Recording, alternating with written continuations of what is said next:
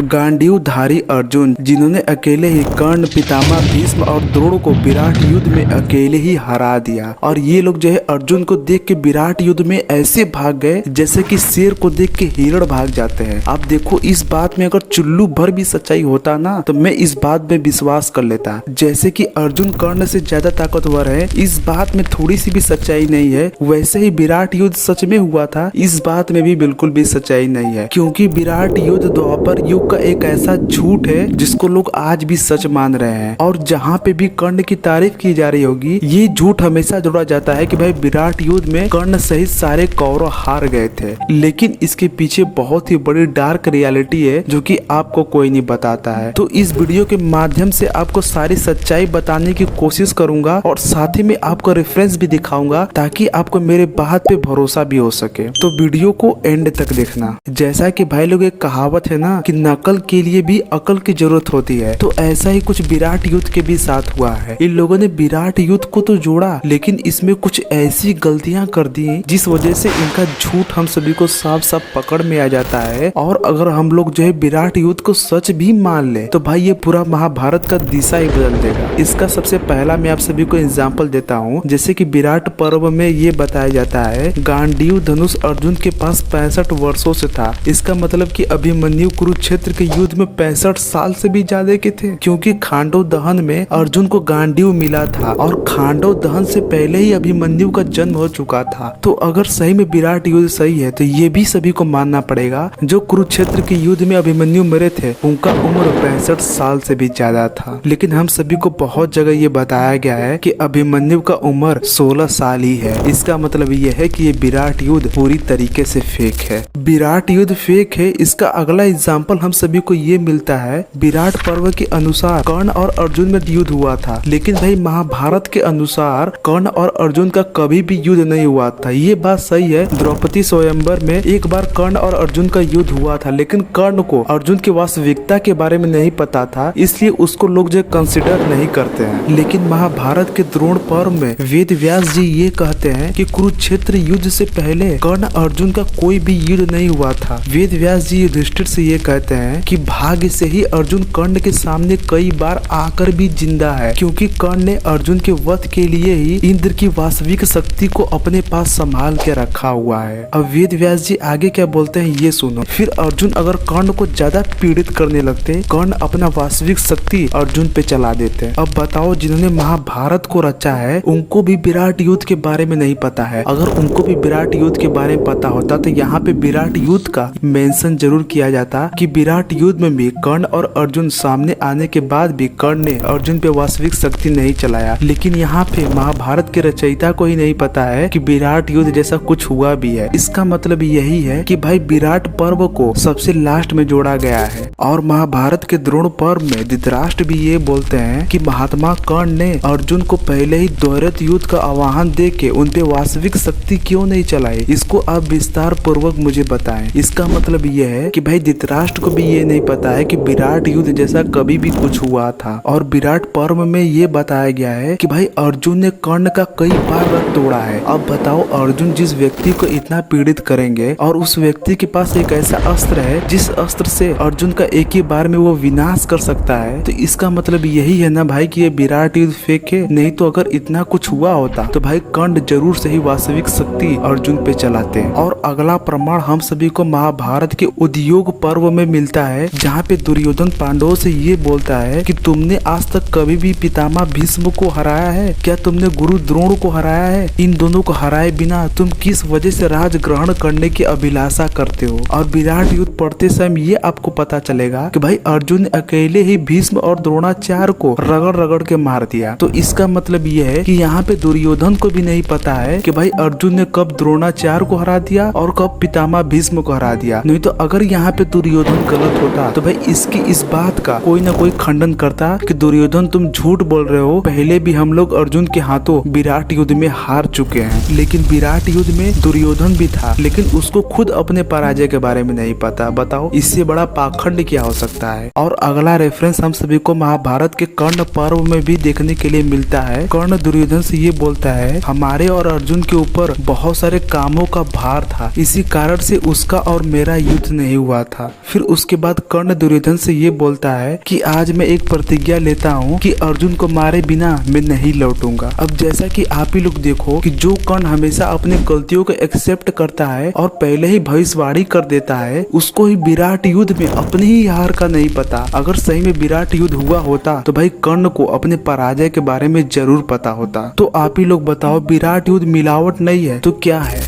अब जैसे कि विराट पर्व में ये बताया गया है कि कर्ण वहां से अर्जुन से पीड़ित होकर भाग जाते हैं, लेकिन कुरुक्षेत्र के युद्ध में युधिष्ठिर जब अर्जुन से बातचीत करते हैं तब ये बताते हैं कि भाई कर्ण कभी भी युद्ध से पीछे नहीं हटता है। और ये घटना तब का है जब कर्ण अपना भार्गवास्त्र चलाते हैं और वहां से अर्जुन भाग जाते हैं। तभी यह वार्तालाप अर्जुन और युधिष्ठिर के बीच में हुआ था। यहाँ पे हमें ये पता चलता है कि भाई कर्ण के नाम से युधिष्ठिर कितना भयभीत रहते हैं और कर्ण का नाम सुनते ही युधिष्ठिर का आत्मा तक कांप जाता है कि भाई युधिष्ठिर को भी विराट युद्ध के बारे में थोड़ा सा भी नहीं पता है। लेकिन इससे पहले युधिष्ठिर अर्जुन का तारीफ भी करते हैं और ये बताते हैं कि अर्जुन तुम कितने महान हो। लेकिन वहाँ पर भी विराट युद्ध का भी एक बार नाम नहीं लेते हैं युधिष्ठिर कि तुमने विराट युद्ध में कर्ण को हराया है तो तुमने अवश्य ही उसको मार दिया होगा। लेकिन यहाँ पर भी विराट युद्ध का कोई भी मेंशन नहीं है। लेकिन उसके बाद जब युधिष्ठिर अर्जुन को डांटते हैं तो भाई युधिष्ठिर के मन में एक भय नजर आता है। अगर भाई अर्जुन के अंदर सही में उतना ताकत होता और उन्होंने विराट युद्ध में सभी कौरवों को हराया होता तो भाई युधिष्ठिर का आत्मा कभी भी नहीं कांपता। और आप जब भी महाभारत पढ़ोगे और उसमें से विराट युद्ध को छोड़ दो, उसमें आप यही पढ़ोगे कि अर्जुन कर्ण से उनसे हमेशा भयभीत रहते थे और भाई उनके शरीर से पूरा पसीना आता था कर्ण का ही नाम सुन के। लेकिन अगर हम लोग दूसरी साइड देखें तो कर्ण हमेशा अर्जुन से युद्ध करने के लिए एक्साइटेड रहते थे। ऐसा लगता था कि भाई उनके अंदर कोई डर ही नहीं है। अगर तो आप ही लोग सोचो कि अगर अर्जुन ने कर्ण को कभी हराया होता तो भाई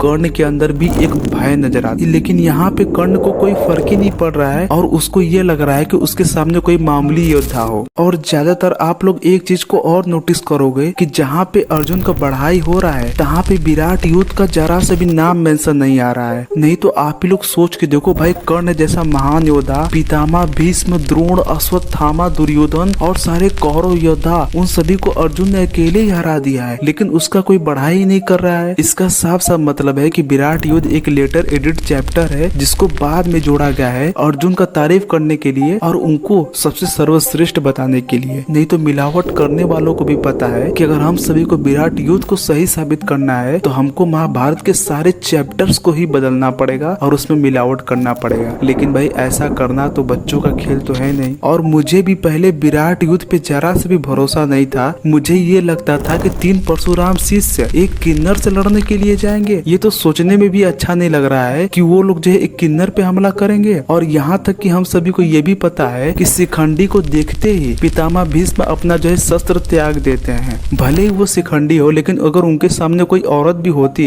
फिर भी वो उनपे शस्त्र नहीं उठाते। और अगर हम लोग जो है कुरुक्षेत्र के युद्ध के 17वें दिन को छोड़ दें तो भाई कर्ण के पास ना ही कोई दिव्य धनुष था, ना ही कुंडल कवच था, ना ही अमोघ शक्ति था, ना ही कोई दिव्य रथ था। लेकिन फिर भी अर्जुन कर्ण का वध नहीं कर पाए थे। और उसके अलावा भी ना ही वो भीष्म को हरा पाए थे, ना ही वो द्रोण को हरा पाए थे। लेकिन अगर हम लोग दूसरी साइड देखें तो भाई अर्जुन के पास एक उत्तम सारथी थे भगवान श्री कृष्ण जैसे। उनके ध्वज पे बजरंग बली थे, उनका रथ भी दिव्य था, उनका धनुष भी दिव्य था। और जो भी बड़ा योद्धा कोई भी शस्त्र छोड़ता था, श्री कृष्ण पहले ही अर्जुन को ये बता देते थे कि तुम्हारे पास कौन सा अस्त्र आ रहा है। लेकिन फिर भी इतना सारा सुविधा होने के बाद भी 18 दिन तक युद्ध करना पड़ा अर्जुन को। अगर सही में अर्जुन के अंदर इतना सामर्थ्य था तो भाई अर्जुन 5 से 6 दिन में ही कुरुक्षेत्र के युद्ध को समाप्त कर देते हैं। तो इससे यही साबित होता है कि भाई विराट युद्ध सनातन इतिहास का सबसे बड़ा झूठ है। और विराट युद्ध से पहले ही कर्ण को उसका वास्तविक शक्ति मिल गया था। लेकिन उसके बावजूद भी हमें ये बताया जाता है कि अर्जुन कर्ण को इतना पीड़ित करते हैं, लेकिन फिर भी कर्ण अर्जुन पे वास्तविक शक्ति नहीं चलाते हैं। लेकिन अगर हम लोग दूसरी साइड देखें, कुरुक्षेत्र के युद्ध में श्री कृष्ण अर्जुन को हमेशा कर्ण से बचा के रखते थे। फिर उसके बाद जब भगवान श्री कृष्ण कर्ण का वास्तविक शक्ति का नाश करवा देते हैं तो फिर उसके बाद उनको संतोष मिलता है। फिर उसके बाद जो है कर्ण और अर्जुन का युद्ध हो पाता है। और उसके बाद वेद व्यास जी भी यही बोलते हैं ना भाई कि भाई अर्जुन का भाग्य है कि अभी तक कर्ण ने उस पे वास्तविक शक्ति नहीं चलाया है और इन लोगों का अभी तक कोई युद्ध नहीं हुआ है। नहीं तो अगर सच में विराट युद्ध होता तो कर्ण वहीं पे ही अर्जुन को मार देते। और भगवान श्री कृष्ण भी ये बोलते हैं ना कि कर्ण को परास्त करना एकदम नामुमकिन है और ये बोलते हैं कि कर्ण के पास अगर कुंडल कवच होता तो मैं अपना सुदर्शन चक्र लेके और तुम अपना गांडीव लेकर भी साथ में हम लोग कर्ण से लड़ने जाते तब भी उसको हरा नहीं पाते। लेकिन इसके बावजूद भी कर्ण का अंत करना बहुत ही ज्यादा मुश्किल है। इसी कारण से तुम्हारे पिता इंद्र ने कर्ण से छल से उनका कुंडल कवच ले लिया, लेकिन फिर भी कर्ण इतना शक्तिशाली है कि उसे छल से ही मारा जा सकता है। तो जब भी कर्ण के रथ का पहिया धसेगा तब तुम मेरे आदेश से उसके ऊपर बाण चला देना। और श्री कृष्ण का ये बात सुन के ये लगता है कि भगवान श्री कृष्ण को भी विराट युद्ध के बारे में कुछ भी नहीं पता है। अगर सच में विराट युद्ध हुआ होता तो अर्जुन यहाँ पे भगवान श्री कृष्ण को ये भरोसा दिलाते तो मैंने पहले ही विराट युद्ध में कर्ण को हरा रखा है, तो यहाँ पर भी मैं कर्ण को बिना छल के मार दूंगा। लेकिन कर्ण को कैसे मारना है ये सोच कर ही अर्जुन को पसीना आ जाता था। तो आप ही लोग बताओ, विराट युद्ध में अर्जुन को सर्वश्रेष्ठ दिखाने के लिए इसको बाद में ही जोड़ा गया है। और मैंने लास्ट वीडियो में ये बताया था कि ये पूरे तरीके से वेद व्यास का महाभारत नहीं है, ये उनके शिष्यों का कहानी है। और जो वेद व्यास के शिष्य थे उनका रिलेशन अर्जुन के खानदान से था। तो इसलिए जो हम लोग महाभारत में अर्जुन का बढ़ाई होते हुए देखते हैं तो इससे तो यही साबित होता है कि भाई ये एक तरीके से अर्जुन पुराण है। और मुझे अभी भी ये लगता है कि अगर वेद व्यास का रियल महाभारत हमारे पास होता तो उसमें कर्ण को ही सबसे सर्वश्रेष्ठ दिखाया जाता, क्योंकि वेद व्यास के एक ही स्टेटमेंट में इतना ताकत है। तो सोचो अगर उनका पूरा बुक हमारे पास होता तो भाई कर्ण की असली ताकत हम सभी को पता चल पाती। और समझदार लोग तो विराट युद्ध को तभी पकड़ लिए होंगे जब उन्होंने ये देखा होगा अर्जुन अपने से बड़ों पे कभी भी शस्त्र चलाना नहीं चाहते थे कि मैं पितामह भीष्म के और गुरु द्रोण के ऊपर बाण ना चलाऊं। लेकिन उसके बाद भगवान श्री कृष्ण अर्जुन को गीता का ज्ञान देते हैं, तब वो अर्जुन को तैयार कर पाते हैं कुरुक्षेत्र के युद्ध के लिए। लेकिन हम लोगों को विराट युद्ध में कुछ उल्टा ही देखने के लिए मिलता है। बिना गीता के ज्ञान के अर्जुन उन लोगों को ऐसे पीड़ित कर रहे हैं जैसे उनका कोई रिलेशन ही ना हो। ऐसा लगता है कि अर्जुन किसी चीज का बदला निकाल रहे हो। तो देखो भाई लोग, अगर सीधी भाषा में बोला जाए तो विराट युद्ध कोई महत्वपूर्ण युद्ध नहीं था। और मैंने बहुत पहले ही बता दिया था कि विराट युद्ध जैसा कुछ है ही नहीं, ये सब युद्ध के भी नाम पे कुछ नहीं है। और अगर आप लोग सच में विराट पर्व को पढ़ोगे फिर उसके बाद आगे के उसके चैप्टर्स पढ़ोगे तो आप जो है कुछ अलग ही पाओगे। आप कुछ ऐसा पाओगे कि ये हिस्सा कुछ अलग से ही जोड़ा गया है। नहीं तो अगर सच में अर्जुन के अंदर इतना सामर्थ्य था कि वो सभी योद्धा को हरा सकते थे तो भाई उनको छल का सहारा कभी भी नहीं लेना पड़ता। और इससे यही साबित होता है कि अर्जुन को सर्वश्रेष्ठ दिखाने के लिए बाकी सारे योद्धा को विराट पर्व में कमजोर कर दिया गया है। लेकिन इन लोगों ने साथ ही में कुछ ऐसी गलतियां भी कर दी जिनकी वजह से इनका पूरा झूठ पकड़ा गया। लेकिन मुझे शर्म तो उस चीज पे आता है कि भाई इस चीज को जितने भी बड़े बड़े लोग हैं जो अपने आप को बहुत ही बड़ा ज्ञानी समझते हैं कि भाई देखो मैंने पूरा महाभारत पढ़ लिया है, आकर पॉडकास्ट में अपना ज्ञान चो देते हैं, लेकिन उनको भी विराट युद्ध के बारे में सही से नहीं पता है। तो भाई मेरा मानना बस यही है कि भाई विराट युद्ध सनातन इतिहास का सबसे बड़ा झूठ है। तो बस भाई लोग आज की वीडियो में इतना ही। अगर वीडियो अच्छा लगा तो इसको लाइक कर देना और चैनल को सब्सक्राइब कर देना।